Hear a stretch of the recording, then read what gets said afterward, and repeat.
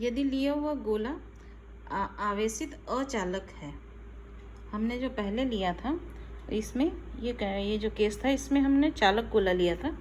इसमें जो हम गोला ले रहे हैं वो आवेशित तो है लेकिन अचालक है, ठीक है। तब जो हम आवेश Q आवेश उसे देते हैं, वह आवेश Q उस गोले में पूर्ण रूप से वितरित होता है, ठीक है। देखिए इसमें हमने देखा जो Q आवेश है वो बाहर ऐसे वितरित है और अंदर नहीं है आवेश।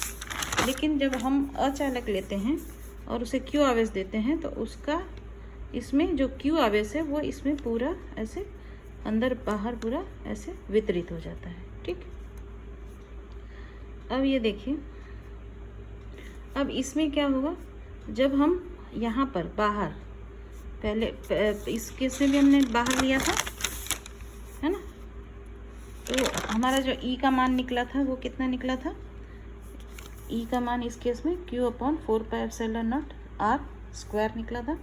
उसी तरह इसमें भी वही निकलेगा, चालक में अचालक में दोनों में, जब r ग्रेटर देन रेडियस होगा, जो ये गोले का रेडियस r है और हमने अगर गोले के बाहर कोई बिंदु P माना, यहाँ पे हम E का मान कैलकुलेट करते हैं तो दोनों का सेम आता है, चालक का भी अचालक गोले का भी। उसी तरह अगर हम पृष्ठ पे लेते हैं तब दोनों का मान सेम आता है। देखिए ये इस पृष्ठ पे इसका कितना आ रहा है, E बराबर Q/4πε0 कैपिटल R², जब R बराबर R होगा।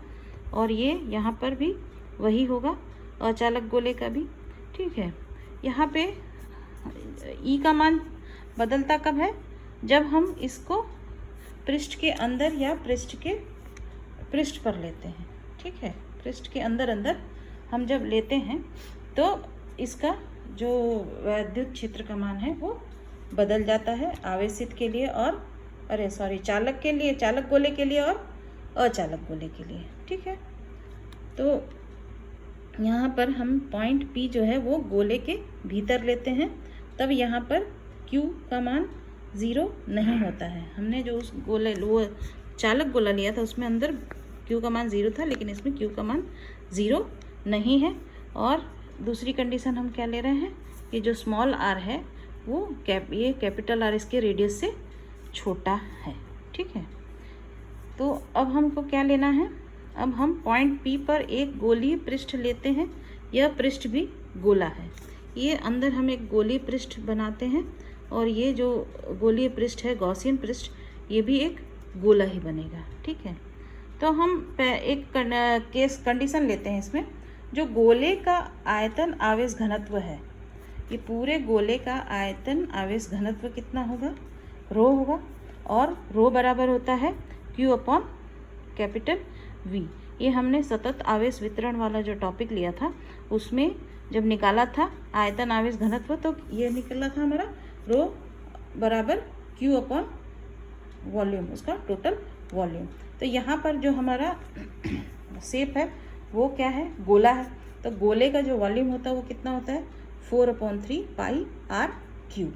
r क्या है, इस गोले का रेडियस। अगर पूरे गोले का हम लेते हैं आयतन आवेश घनत्व तब कितना आता है, इतना आता है। इसको हमने इक्वेशन नंबर 1 लिख दिया, ठीक है। अब देखिए, अब यदि पॉइंट P पर एक सूक्ष्म पृष्ठ ds लेते हैं, अब हम अंदर का पहले लेते हैं, पॉइंट एक P कंसिडर करते हैं गोले के भीतर में कहीं पे भी एक, और यहीं पे एक गॉसियन पृष्ठ बनाते हैं, ठीक है। और गॉसियन पृष्ठ जो लेते हैं उसका एक छोटा सा टुकड़ा हम ds यहाँ पर कंसिडर करते हैं। तो वहाँ से उस ds में से जो वैद्युत फ्लक्स होगा वो d∅ होगा।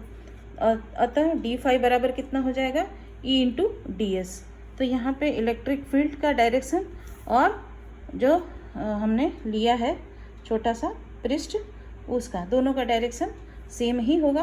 तो हमारा थीटा बराबर हमारा 0 आ रहा है, ठीक है। और ये वाला जो हमने लिया है छोटे से सरफेस के लिए, जब हम पूरे इस छोटा जो ये जो गोला है, ये पूरे गोले का फ्लक्स निकालना होगा, तो हम इस इक्वेशन को इंटीग्रेट कर देंगे, ठीक है। इसको इंटीग्रेट करने पे हमको क्या मिल रहा है, इंटीग्रेशन d∅ बराबर इंटीग्रेशन E.ds, ठीक है। अब ये दोनों वेक्टर फॉर्म में अगर ना लेकर हम इसका सिर्फ परिमाण लेते हैं तो ये क्या हो जाता है, E D S cos theta. Theta हमने देखा 0 है क्योंकि इलेक्ट्रिक फील्ड का डायरेक्शन और सरफेस का जो डायरेक्शन है दोनों का सेम है ना।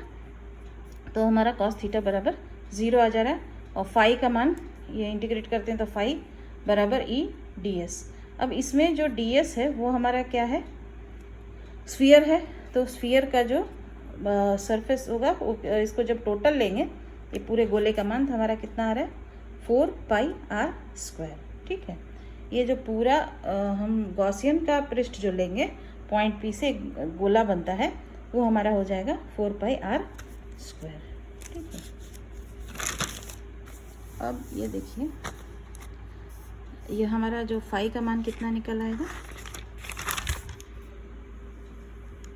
फाई का मान हमारा निकल आएगा E into 4 pi are square. यहाँ पे हो गया। अब चूंकि पॉइंट P गोले के भीतर है तथा कुल आवेश Q पूरे आयतन में फैला है। अब हम जो पॉइंट P जहाँ कंसिडर कर रहे हैं वो तो गोले के भीतर है कहीं पे, ठीक है, और हम इसमें Q आवेश पूरा नहीं दिखा सकते क्योंकि Q आवेश तो पूरे में फैला है। तो इसके अंदर जो Q है उसको हम Q डैश मान ले रहे हैं। ठीक है, ये क्योंकि हमको इसके भीतर का ही हमको पोर्शन कंसिडर करना है और जो Q आवेश लिया था वो तो पूरा ही है। हम अंदर वाला जो Q है उसको Q डैश मान ले रहे हैं, इसके अंदर का जो आवेश है उसको हम Q डैश मान ले रहे हैं। ठीक है, तो जो फाई यहाँ जो फाई निकाले हैं ये वाला वह छोटे गॉसियन पृष्ठ का निकालना होगा, अतः छोटे गोले द्वारा जो घिरा हुआ जो आवेश की मात्रा है वो Q डैश है। ठीक है, अतः छोटे पृष्ठ का फ्लक्स है, छोटे वाले पृष्ठ का जो अंदर वाला पृष्ठ है उसका फ्लक्स कितना निकल जाएगा, फाई बराबर Q dash upon epsilon not होगा। ठीक है ना, ये गॉस की प्रमेय से हमारा जो अंदर वाला जो भीतरी गोला है P पॉइंट से जो हम ले रहे थे वो बड़े वाले गोले के भीतर जो छोटा गोला है, छोटा वाला जो गोला है उसका फाई जो कितना होगा Q डैश, क्योंकि उसके अंदर का जो आवेश है वो Q डैश है अपॉन एप्सिलॉन नॉट है। ठीक है, अब ये हमारा यहाँ पे इसको इक्वेशन नंबर 3 हमने लिख दिया है। ये है गॉस की प्रमेय, ये हमको जो मिला है वो गॉस की प्रमेय से मिला। अब ये देखिए इसको और इसको जब हम कंपेयर करते हैं दोनों इक्वेशंस को, ये दोनों समीकरण जब हमने कंपेयर किया तो हमको क्या मिल रहा है, Q dash upon epsilon naught is equal to E 4 pi are square. अब ये E का मान हमको इसमें से निकालना है तो 4 पाई आर स्क्वायर नीचे चला जाएगा। हमको ये जो E का मान निकल रहा है इलेक्ट्रिक फील्ड वो गोले के भीतर P पॉइंट पर हमारा जो इलेक्ट्रिक फील्ड होगा वो इतना होगा। ठीक है, अब लेते हैं हम समीकरण एक जो लिए थे हमने, समीकरण 1 क्या था हमारा, रो बराबर Q upon 4 pi are cube, ये आयतन आवेश घनत्व था। ठीक है, अब हम देखिए इसमें क्या ले रहे थे हम, वो इक्वेशन यूज़ करके हम Q का मान निकाल सकते हैं।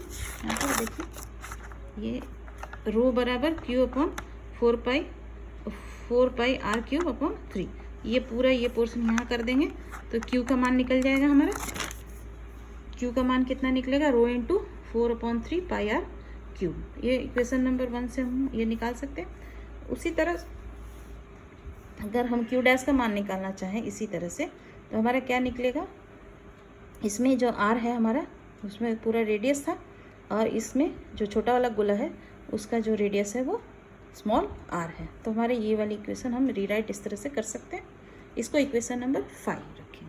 हमारा इक्वेशन नंबर 4 जो है ये वाला जो इक्वेशन है ये इक्वेशन नंबर 4 है। ठीक है, ये और ये इक्वेशन 5 यूज़ करके हम E का मान निकालेंगे तो इसको रो ये जो देखिए Q डैश की जगह पे हमने जो रखा है, Q डैश की जगह पे देखिए Q डैश की जगह पे हमने ये रख दिया rho into 4/3 pi are cube upon 4 pi are square epsilon. तो इसको सॉल्व करेंगे हमको ये इक्वेशन निकल आएगी। ये क्या है, इलेक्ट्रिक फील्ड गोले के भीतर हमारी इतनी निकलेगी। ठीक है, अब ये है हमारा वैद्युत क्षेत्र गोले के भीतर पॉइंट P पर। ठीक, अब देखिए, यदि संपूर्ण गोले का वैद्युत क्षेत्र निकालें तब Q डैश की जगह हम Q लेंगे।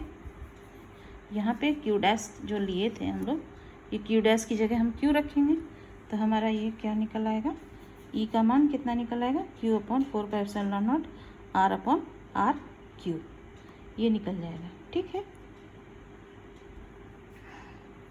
ये हमारा इक्वेशन नंबर 7 है। ठीक, अब गोले के केंद्र पे जब हमको निकालना है E का मान, तब वहाँ पर क्या होता है, R का मान 0 होता है। अगर या R का मान 0 है तो E का मान हमारा 0 निकल जाएगा। यानी कि गोले के जब केंद्र पे हम इलेक्ट्रिक फील्ड निकालेंगे तो उसका मान 0 आएगा और पूरे गोले का हमारा मान इतना आएगा और P पॉइंट पर E का मान इतना आएगा। ठीक है।